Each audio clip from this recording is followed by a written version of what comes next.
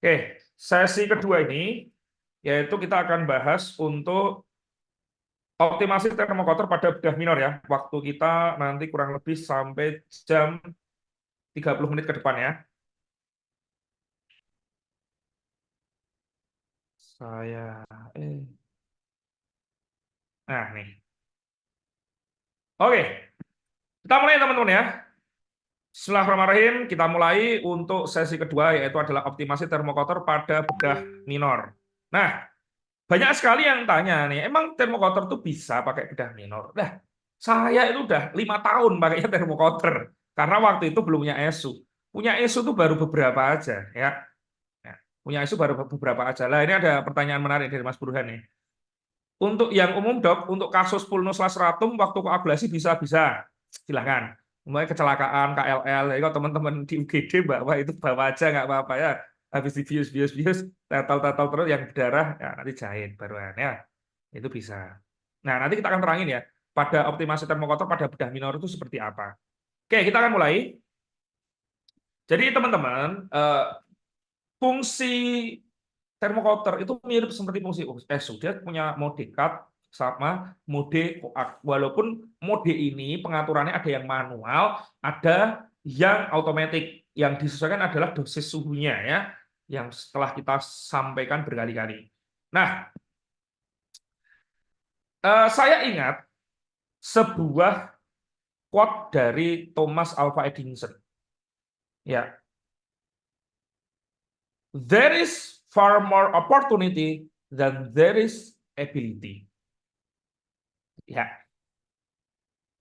kesempatan itu terbuka luas sekali. Tapi yang kompeten dan yang mampu nggak banyak. Ya, contoh sunat, hampir semua dokter yang lulus itu punya kompetensi sunat 4A, artinya harus mampu dan harus bisa. Tapi yang bisa benar-benar nyunat itu nggak lebih dari 5%, teman-teman. Perawat nih,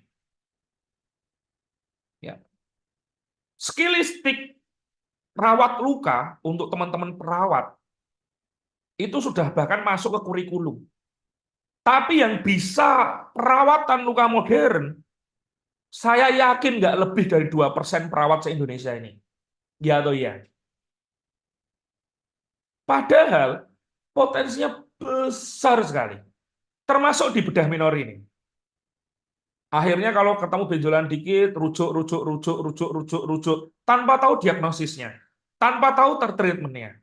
Padahal itu adalah dalam kompetensi yang masih diperbolehkan, khususnya untuk teman-teman yang dokter umum.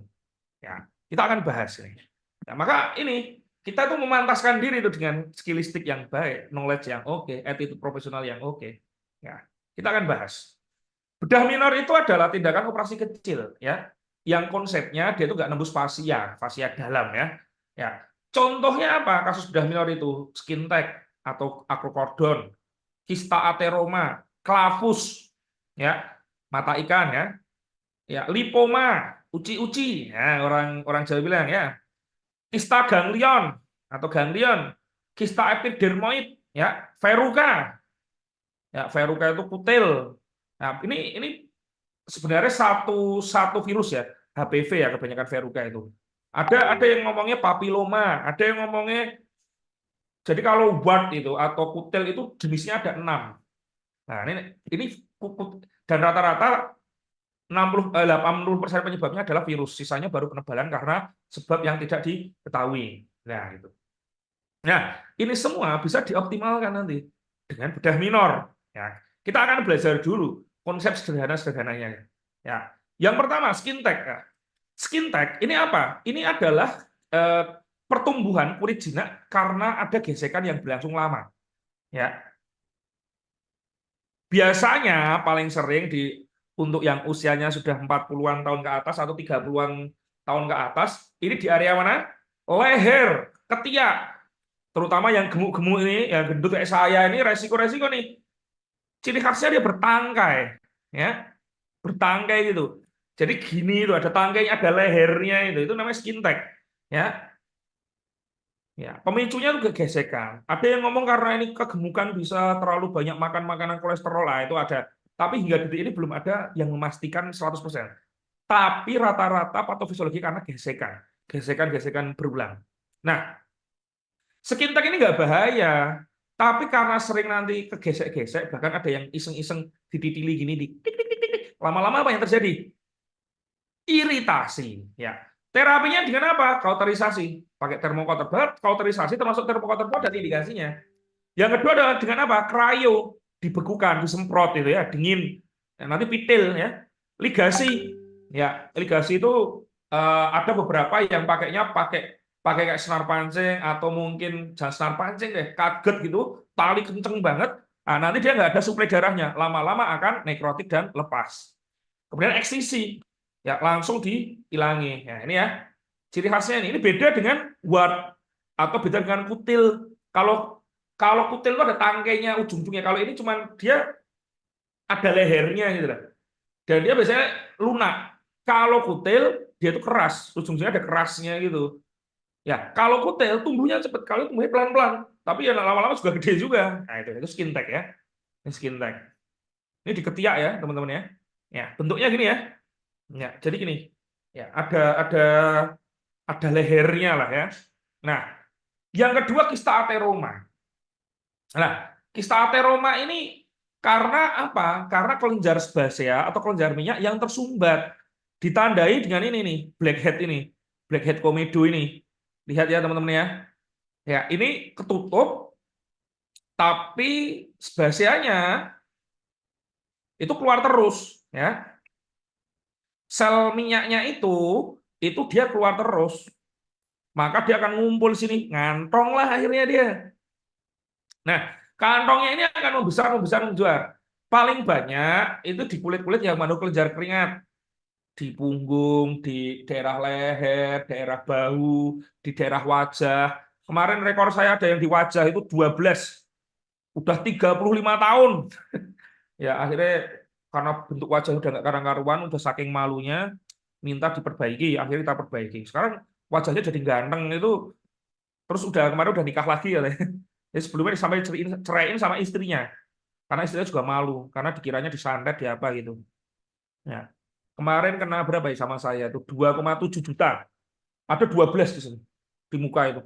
Saya sering bernanah, sering berbau gitulah, sampai istrinya saking nggak tahannya mungkin ya, mungkin pas malam-malam gitu lagi merayu gitu, bunda lagi apa bun, ayolah gitu, ah mukamu bau. Kan bau ya, kelenjar sebasnya itu keju-keju busuk gimana itulah ya. Lah itu kan akhirnya kan dia benjol-benjol mukanya nggak karuan. Ya, setelah tak bersihkan, waktu itu tak jahit pakai pakai nilon, ya, monofilamen. Kok nilon tuh? Iya deh, nilon, monofilamen yang 60 untuk wajah. Yang akhirnya rapi, wajahnya rapi, bagus, ganteng sekarang. Sekarang udah nikah lagi deh. Ya, awal gara-gara kista ateroma. Waktu itu dia tuh ceritanya kalau nggak salah gara-garanya dirujuk sampai ke Sarjito apa ya, Sarjito, sampai Sarjito itu dibilang wah ini udah nggak bisa diapa-apain ini, gitu jawabannya. Dokter kulitnya itu jawabannya gitu, udah itu ini nanti paling bedah plastik, ini bedah plastik mahal ini mas, ini ya di abanya berapa ya? 80 juta atau berapa katanya gitu. Terus akhirnya mengkeret ya, setelah itu nggak mau lagi ketemu sama dokter karena cuma ditakut-takutin ya. Habis itu ketemu sama saya, kita perbaiki ya. Nah, ini bentuknya bulat, batasnya tegas, permukaannya rata, ada pungtanya. Pungta ini loh, motonya ini, blackhead-nya ini ya. Nah, tata laksana dengan eksisi ya. Lebih tepatnya ekstirpasi ya. Nah, nanti saya terangin bedanya incisi, eksisi, diseksi, sama ekstirpasi ya. Nah, kalau incisi itu dia tindakan belek ya. Mengiris itu incisi. Eksisi itu membuang.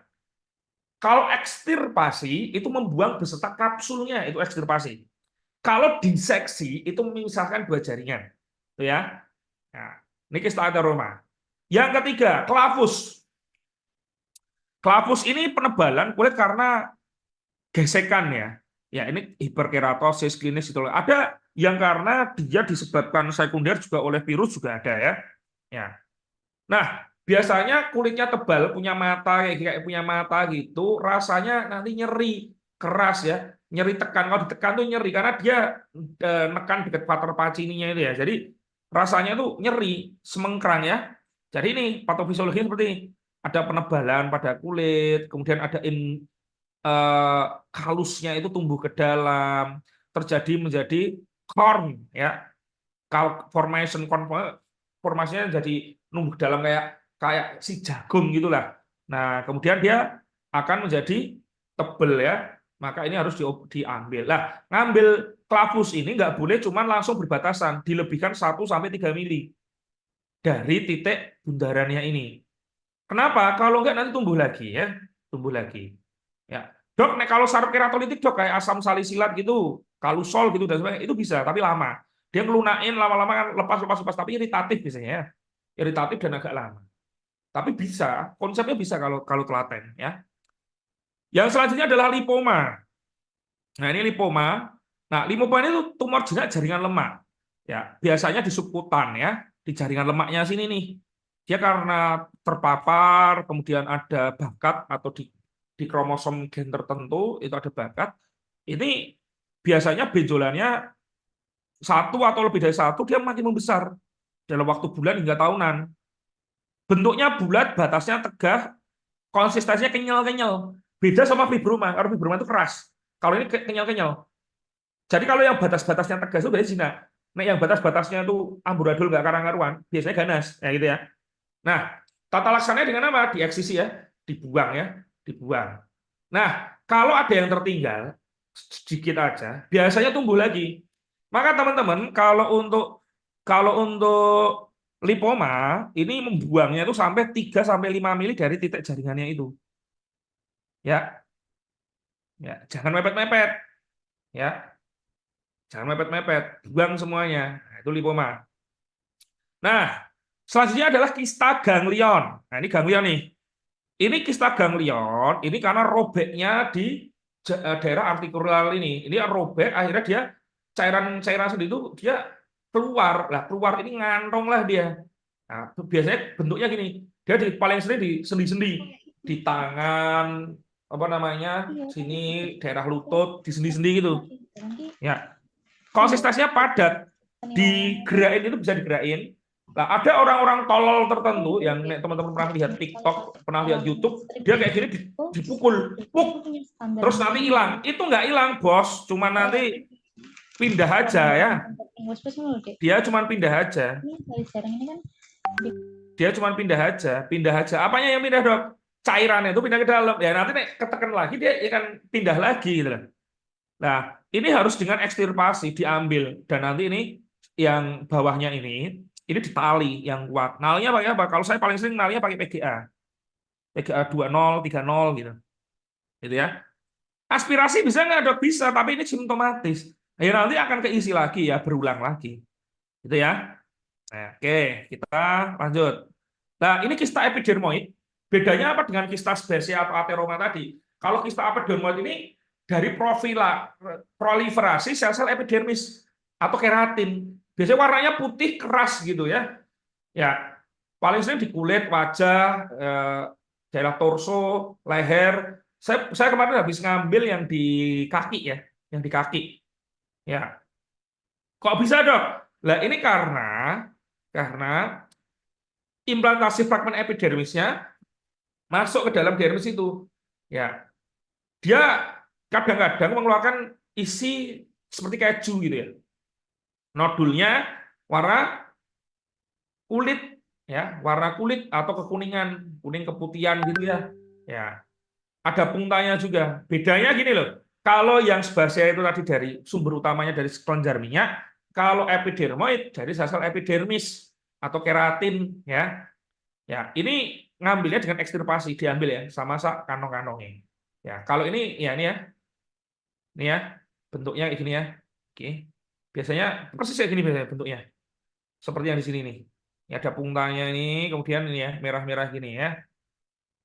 Ya. Beda kalau yang sebasia itu dicatat itu ada sel-sel minyaknya kayak jerawat-jerawatnya. Kalau ini enggak, dia padat gitu. Agak keras gitu. Ya, kista epidermoid ya. Yang selanjutnya adalah verruca ya. Verruca atau kutil ya. Disebut kutil. Ya, kutil itu jenisnya ada banyak ya, yang vulgaris, ada yang macam-macam. Tapi, nah ini eh, ini kategorinya adalah infeksi human papilloma virus paling sering ya. Nah, ukurannya biasanya kasar, tidak beraturan, abu kuning gitu ya. Nah, kemudian ini rasanya gatal. Kalau kepegang atau kegaruk nanti berdarah ya. Nah, ini ya penebalannya kayak gini nih. Dan ini ngambilnya harus dilebihin. Kalau teman-teman ngambil ini, eksisi ini, ya eksisi ini dilebihkan 1 sampai 3 1 milinan lah. Kalau cuma deket-deket banget, biasanya tumbuh lagi. Ya, cara paling mudahnya kalau setelah diambil, kalau aku biasanya tak koagulasi dengan termokoter. Ya, biar mati sekalian ya virusnya. Ya, tapi kata kuncinya adalah yang penting steril ya. Oke.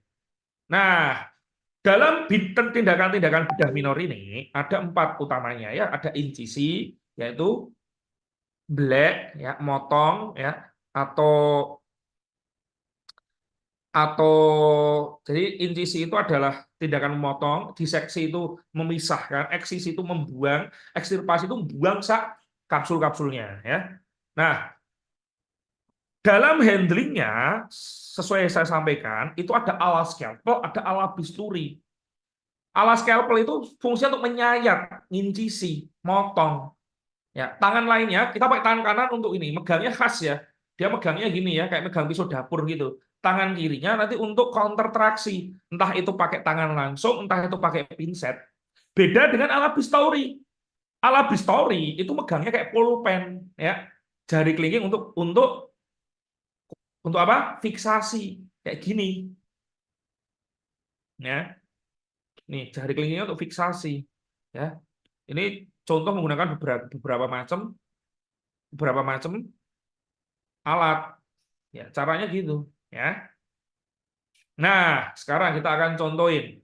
Kita akan contoh optimasi dengan termokoter. Kita contohin dulu dengan eksisi skin tag ya.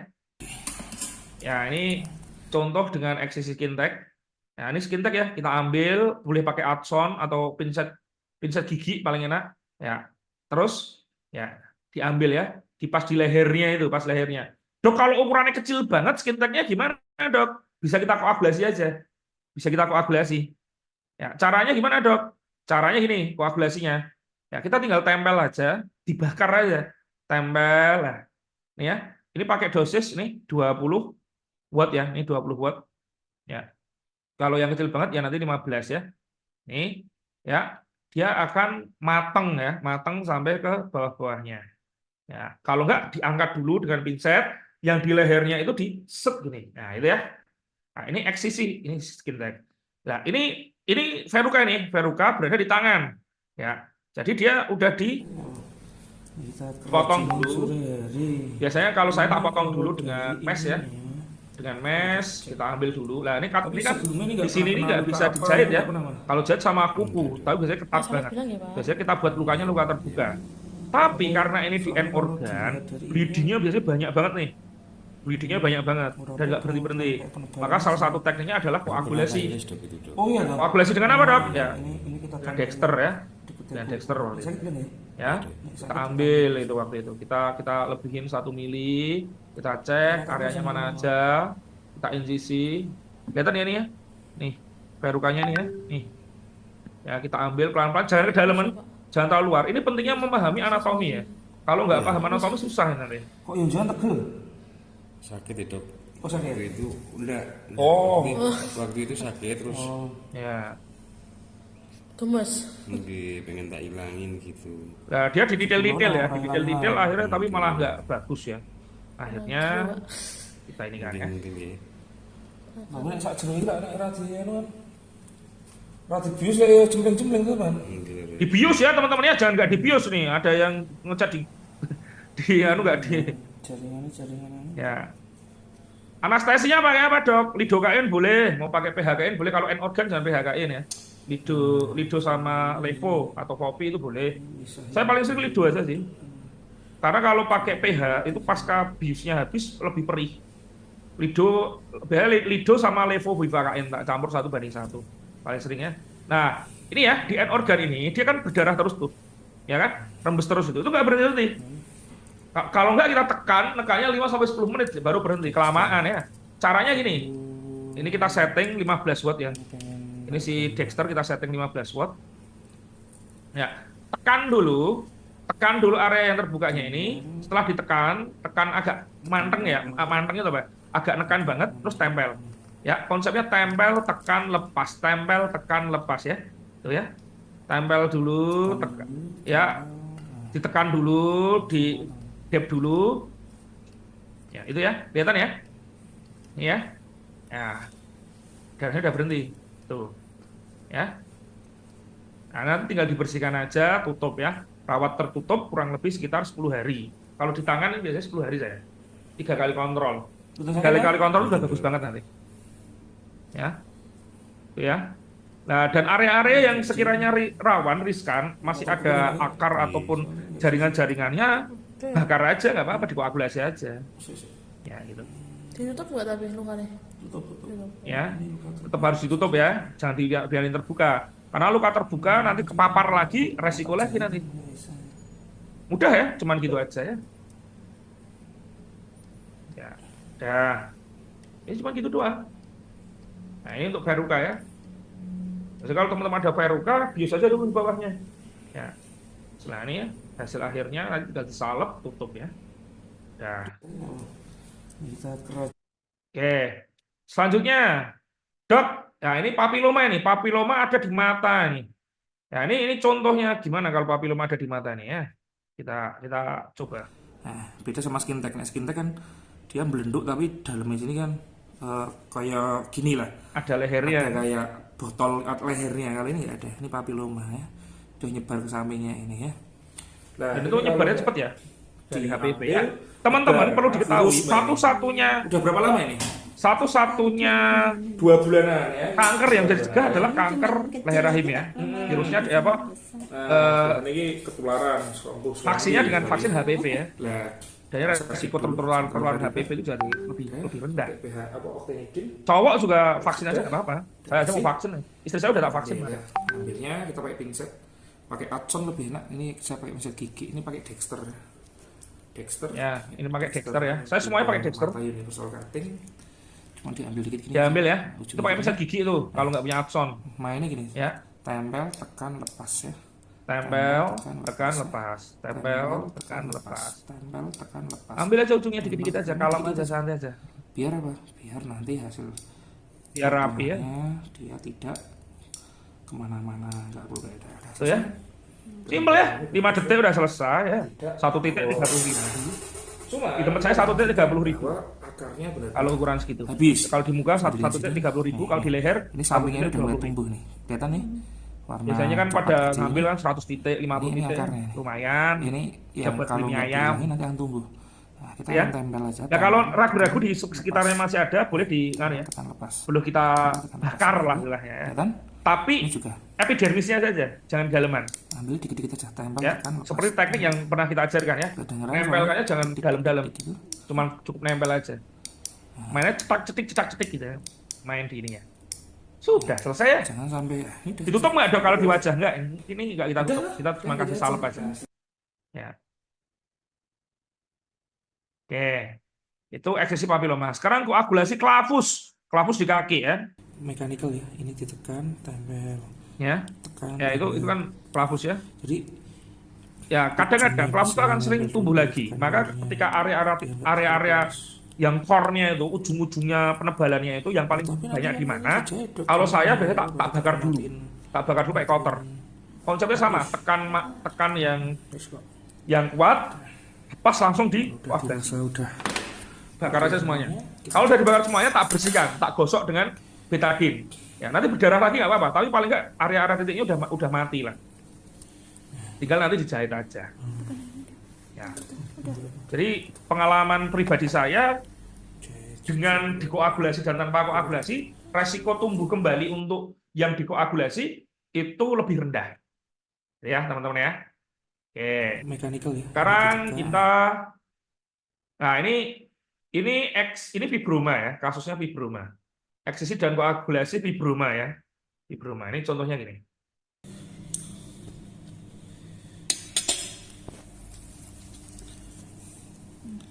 Ya, ini kita ambil ya. Ya, kita potongnya pelan-pelan. Kenapa kok kita potongnya gini? Biar nggak terlalu banyak bleeding. Kalau terutama ngambil lipoma, ganglion gitu, kalau punya ensu enak pakai ensu ya. Tapi kalau nggak punya ensu, pakai ini. Tapi kalau secara kekuatan koagulasinya lebih bagusan thermocoulter daripada pakai ensu menurut saya. Ya, Ya, Georgi. itu ya. Tarik sih. Kalau enggak nanti Ini di lutut nih kasusnya. Saya mata pisau itu punya jenisnya banyak ya. Itu pakai mata pisau. Orang tak? Kayak canggul. Dilihat. Ya, ukurannya segitu ya. Di video ini. Nah, Berapa ya? setelah itu Berapa senti? itu ya. Itu ya. Oh. Oh, mulai lo. Hampir 4 sentinan ini. 4 kali 3. Nah, Penasaran saya. kemudian yang Ini areanya rumah ya. ya 3 cm ya. 2,5 kali 2 cm. Itu fibroma. Kalau limfoma beda ya. Kalau limfoma dia konsistensinya dia kenyal ya. Kenyalnya dia kenyal lemak. Kita nyari. Kalau itu kenyalnya kenyal jaringan darah fibrus. yang masih tersisa. Nah, dia bleeding kan, itu kelihatan bleeding. Nah, caranya titik bleedingnya diambil, nanti kita jepit pakai arteri forceps, ya. Baru setelah itu kita dep ya, Mandek.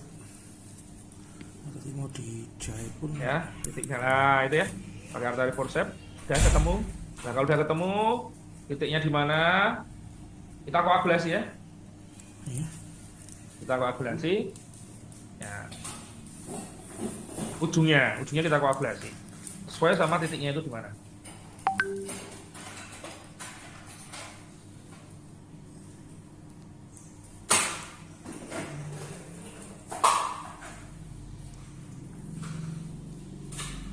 Nah, biasanya saya matanya banyak, ganti mata dulu. Mata pisaunya diganti, mata ininya diganti mata koagulasi dulu. Ya, Ini pakai Dexter ya. 15. 15. Nah, sebelum dipakai biasanya saya sterilnya di UV kalau saya. Jadi Dexter tak masukkan ke UV. Tarik ke atas dikit. UV yang dari 1 jutaan itu harganya. Nah, itu ya. Tempel, tekan, lepas, tempel, tekan, lepas, nggak sampai merah menyala ya. Ya. Sampai warnanya putih aja, ya sampai hitam. Udah buka ya, udah ya. Lihat lagi. Ya. Nah, kalau masih ada tinggal diulangi lagi. Ya, itu ya. Sesederhana itu ya teman-teman ya. Nah, masih ada lagi dok, ya udah ulangi lagi. Setelah itu tinggal nanti dilakukan aproksimasi. Kalau lukanya bagus kayak gini dilem bisa, tanpa jahit bisa. Kalau teman-teman mau lemu ya nggak masalah ya. Udah selesai. Simpel ya. Ini eksisi ya, eksisi tadi buang pakai kauter dan koagulasi pembuluh darah. Itu contohnya, seperti itu kurang lebih ya.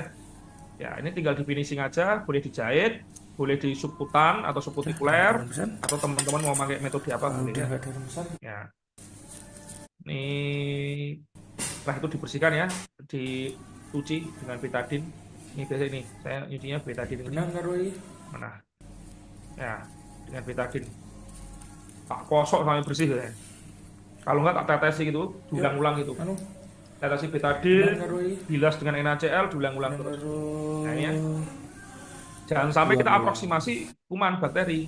Biasanya saya ganti sarung tangan itu biasanya saya gantinya 3 kali. Ketika tindakan pertama buka, ketika buang, sama ketika mau finishing. Jadi saya tiga kali ganti sarung tangan.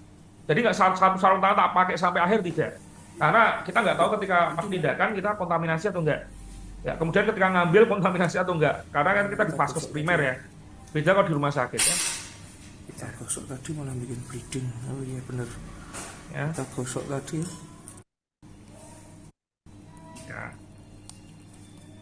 Udah gitu. Nah, setelah itu tinggal jahit aja ya. Nah, gini teman-teman, prinsip insisi itu seperti ini. Ini sebenarnya nanti di kelas sendiri, di kelas apa namanya? Minor surgery masteri, nanti sama dokter bedah ada sendiri kita kelasnya. Kemarin sudah ngajuin jadwal tapi belum di ACC untuk yang sebelum lebaran ini, mungkin pasca lebaran nanti kita ada kelasnya. Nah, prinsip insisi itu seperti ini. Insisi itu harus cukup panjang sehingga operasi itu dapat leluasa dilakukan. Kayak tadi buka lipoma ganglion itu nggak bisa kecil-kecil. Susah nanti ngambil kantong-kantongnya itu susah. Jadi harus cukup ya. Lah, diusahakan dibuat dari sayatan, jangan sayatannya berulang-ulang gitu ya. Ya, pakai mata pisau nomor berapa? Tergantung teman-teman mau pakai apa. Butuhnya tajam ya 11 ya. Kalau nggak ya 10 ya. 10, 11 atau mau berapa. Biasanya saya cuma pakai nomor 10 atau 11. Ya. Kemudian arah incisinya kita itu mengidentifikasi namanya RS apa? RSTL atau Relaxed Skin Tension Line. Ya, mengikuti ini. Ya, kalau seumpama kok sudutnya gini lurus, jangan kita bikin incisinya gini. Lurus, lurus. Kalau dia adalah vertikal, jangan horizontal. Kalau horizontal, jangan vertikal. Yang terjadi apa? Bekasnya terlalu kelihatan, ya. Ya. Jadi menyesuaikan dengan RSTL-nya. Ya. Caranya gimana? Cubit aja kulitnya. Arah kerutannya nanti di mana? Nanti kelihatan arah kerutannya. Gampang ya? Gampang. Ini gambar RSTL ya. Nah, benang yang dipakai kalau teman-teman mau jahit itu benangnya beda-beda ya. Ya, biasanya kan benang itu dalam angka 0 atau dalam angka 1, 2, 3.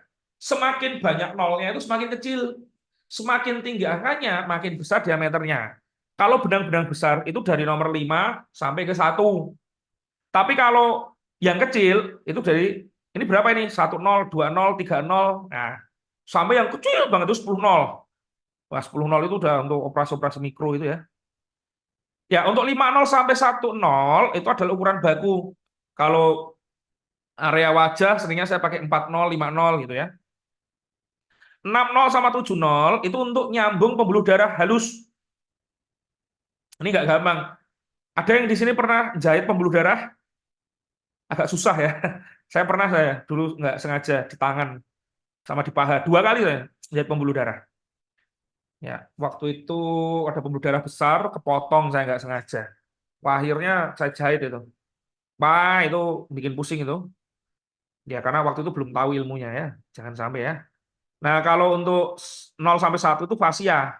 4 nol itu jadi tendon ya. Ya, gitu. Oke, kita akan lanjutkan. Nah, teknik jahit luka itu ada banyak. Nanti ini akan dibahas di kelas yang berbeda ya. Ada yang terputus, continuous, subkutikuler, matras, masing-masing caranya beda, fungsinya untuk beda-beda ya. Ini contoh-contohnya ya, ini yang satu-satu, ini yang continuous, ini subkutikuler ya, di bawahnya ini. Teknik subkutikuler ada yang interrupted subkutikuler sama continuous subkutikuler ya, bisa dua-duanya. Ya. Kalau ini dia interrupted, dia simpulnya ditaruh di dalam. Nah, kemudian ada lagi horizontal matras, itu matras horizontal seperti ini. Kalau ini matras vertikal, ya ini Lambert, ya ini Lambert, teknik Lambert, jahitan Lambert. Nah, kalau ini casing namanya, nah ini everting. Nah, kalau ini lock stitch, beda-beda ya. Ada banyak macamnya. Nanti kapan-kapan akan kita bahas sendiri ya di kelas berbeda, di kelas untuk yang minor surgery.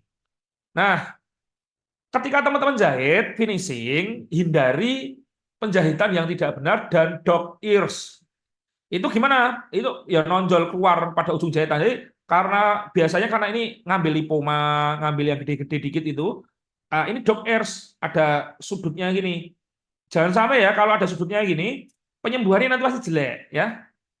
Ya, penyembuhannya lama, jelek dan seterusnya. Pastikan dia segaris gini ya. Kalau kok kurang, Pak tambahi ujungnya ini. Tambah incisi ya, incisi memanjang gitu, lebih ke oval sehingga ada tambahan untuk menjahitnya. Nah, tekniknya ada banyak ya. Ya, jadi metode yang benar itu adalah aproksimasinya sempurna seperti ini.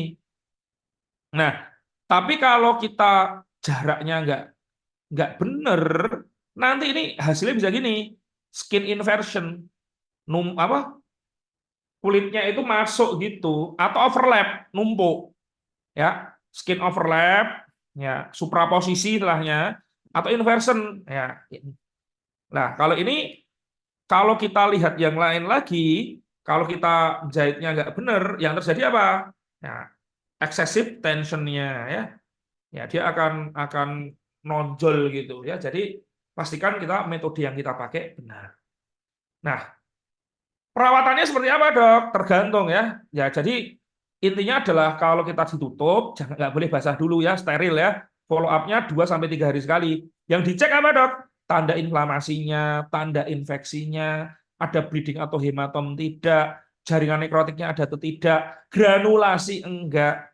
Ya, kalau umpamanya ada jahitan, jahitannya bisa diangkat belum? Ya, ya. Kemudian diapain? Dibuat moist, ya, di dressing. Dressingnya dengan apa? Tergantung tempatnya di mana dan tergantung teman-teman mau mahzab mana ya. Ada yang dressingnya cukup pakai pelembab boleh, ada yang pakai pelembab plus antibiotik boleh, ada yang antibiotik tok boleh, ya. Ada yang secondary dressingnya pakai kasa boleh, pakai melolin boleh, silahkan. Yang penting tahu nih dikasih itu karena apa ya. Ya. Nah, itu aja, itu materi untuk optimasi pada termokotor masteri untuk bedah minor. Oke, kita tanya jawab dulu kalau ada pertanyaan sebelum kita lanjut ke toilet break ya. Kita toilet break setelah ini. Ada pertanyaan mungkin teman-teman? Saya tak lihat chat dulu, ada yang tanya enggak? Ini dari atas ya. Ini punya aku di tangan ada beberapa PC, Dok. Nah, bisa jadi. Nah, disontek, di BIOS sendiri, terus di eksisi sendiri, Mas. Saya sering kayak gitu kok, beberapa kali saya. Ya, terus kolaborasi aja sama temennya ya. Bisa, jadi satu kasus bisa untuk 2 orang. Eksisi Kintek pakai anestesi apa? Ya, tadi itu ya, lidokain bisa dengan, kalau di N-organ kayak di GT, jangan pakai PH lah, bisa mungkin.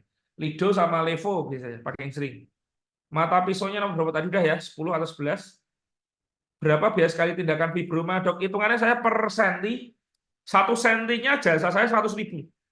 Kalau tadi kan 2,5 kali 2,5 ya udah 2,5 kali 2,5. Berapa ini? Ya sekitar 600.000 lah.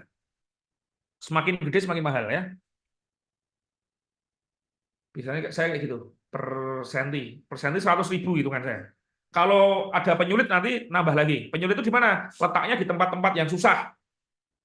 Dekat kelopak mata, di leher, yang dekat pembuluh, yang tempat bergerak sendi-sendi itu nanti lebih mahal. Itu bisa sampai 200.000 per senti. Ya. Terus penutupan luka yang lebih baik supratul kasa atau foam dressing, Dok. Tergantung.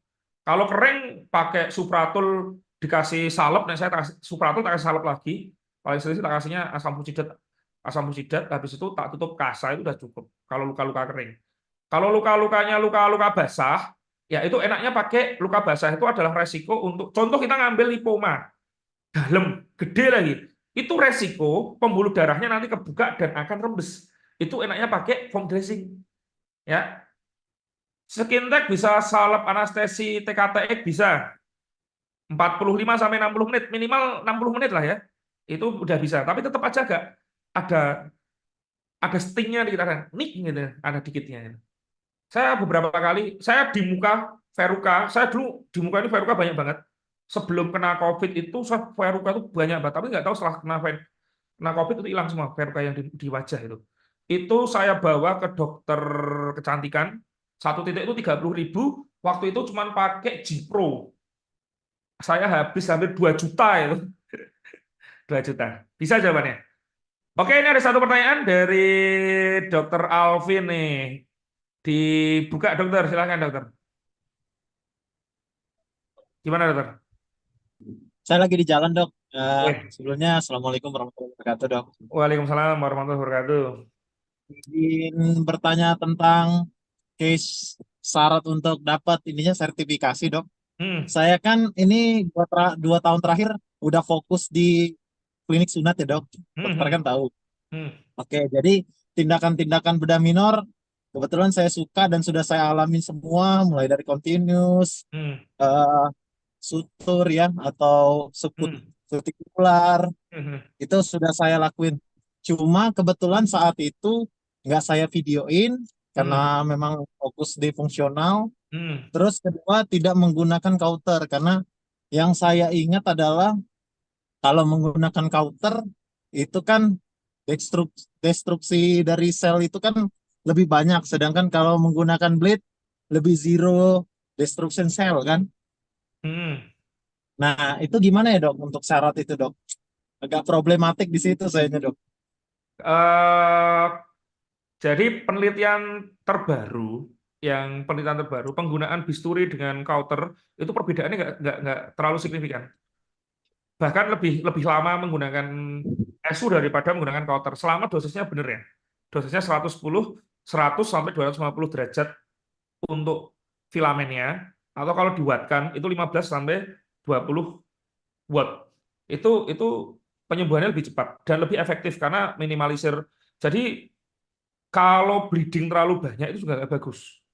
Karena itu menghambat anastomosis. Anastomosisnya lebih cepat. Kalau kita hematom, itu sembuhnya lebih cepat atau lebih lama? Pasti lebih lama kan? Ya, maka salah satu dua fungsi utama kauter itu ada koagulasi dan untuk cutting. Ya, jadi selama nggak over itu nggak ada masalah sih. Ya, itu saya sudah 7 tahun saya. Saya 7 tahun menggunakan kauter untuk semua tindakan bedah minor. Ya, khususnya untuk cutting sama koagulasi. Dan saya bandingkan untuk penggunaan penggunaan untuk menggunakan bisturi saja. Ya, kadang-kadang yang bermasalah itu adalah jadi ada pitfall-nya ya. Pitfall-nya apa teman-teman? Yang pertama, pitfall yang pertama itu adalah ketika kita kok ininya besar, area lukanya besar, itu berpotensi nanti untuk bleeding. Maka itu bebat tekannya harus bagus. Kemudian kalau kok kita cutting, kita nggak boleh cutting di epidermis. Cuttingnya di dalam. Kalau epidermis langsung di cutting, itu nanti nempelnya lama. Ya, ya. Yang kita cutting itu kalau saya untuk lipoma atau apa itu kita eksesi yang bawahnya aja. Yang ketika saya sudah mau ngambil gitu, yang pakai kauter. Kenapa? Karena itu sekaligus untuk koagulasi, cutting dan koagulasi. Itu. Itu ya, dokter ya. Jadi saran saya sih buka aja, anu gratisan. Ya, apa namanya? Kayak baksos itulah. Pasti banyak yang mau kok ngambil, terutama skin tech lah ya. Bapak-bapak itu banyak skin tech ya. Ambil aja. Modal cuma berapa? Modal cuma counter sama biusnya berapa? Nggak perlu obat oral juga. Obat oral kasih ya anti nyeri 5.000 cuman. Murah kok. Ya, hampir usia 40 tahunan ke atas itu rata-rata punya skin tech ya. Ah, itu nyari 5 itu gampang banget ya. Nyari 5 itu gampang banget untuk skin tech ya. Gitu ya, Dokter Alvin ya. Oke, lanjut Mas Angga. Biaya klapus berapa, Dok? Sama, saya itu 100.000 per senti. Tapi kalau di tempat susah, ada penyulitnya. Kalau penyulit, itu jadi tambah 100.000 lagi per senti. Jadi 200.000. Klapus itu biasanya saya paling murah 150.000 paling murah. Rata-rata di 200. Kalau cuma 1 senti itu 200-an ribu lah. Sama obat 50.000 lah. Paling ya 250. Dari Mas Hari, jika setelah di skin tag warna kulitnya lebih gelap atau hitam, tindakan selanjutnya gimana dok supaya warnanya sama kulit seperti biasa? Nanti kasih retinoid ya, krim retinoid atau serum itulah ya. Jadi itu namanya hiperpigmentasi. Setelah kita lakukan tindakan, itu pasti akan ada proses alami wound healing. Wound healing itu bisa membuat tiga kejadian. Satu, kulitnya normal sama, yang kedua hiperpigmentasi, yang ketiga adalah hipopigmentasi. Kalau dia hipopigmentasi, terapinya dengan UV, sinar UV. Kalau dia hiperpigmentasi, terapinya adalah dengan, kalau saya paling aman retinoid, ya, dikasih serum retinoid itu, ya, biasanya untuk sekarang untuk para wanita-wanita skincarean itu loh, serum itu aja, itu udah cukup banget itu, ya. Nah, kalau pasca tindakan, saran saya sih salepnya kalau pakai termokauter adalah yang AB steroid. Biasanya nggak bekas kok. Selama penyembuhan nggak dititili ya. Kan biasanya kan ngoreng dulu tuh sampai hitam itu. Nah, setelah hitam itu biarin aja dia lepas sendiri. Kadang menjadi hiperpigmentasi karena sebelum waktunya lepas sudah dilepas duluan. Akhirnya dia tautannya sel itu tidak sempurna. Pas pembentukan fase kolagenisasi itu nggak sempurna, sehingga nanti akan hiperpigmentasi. Melanosit akan mengeluarkan melanin. Itu ya. Ada lagi? Cukup jelas? Oke, kalau cukup jelas, kita akan break dulu. Kita break dulu 5 menit ya. 5 menit untuk toilet break. Teman-teman yang mau ke WC dulu mungkin mau ngambil minum, silahkan. Setelah ini kita akan lanjutkan dengan materi utama selanjutnya. Materi utama terakhir kita adalah di Advanced Thermocoupler Mastery ya, teknik Advanced ya. Oke, kita break dulu 5 menit ya teman-teman ya.